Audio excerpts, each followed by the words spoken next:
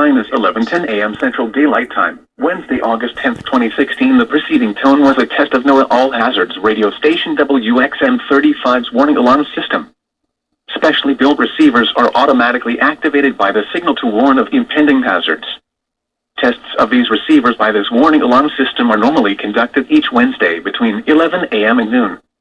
If there is a threat of severe weather at that time, the test will be postponed until the first available good weather day.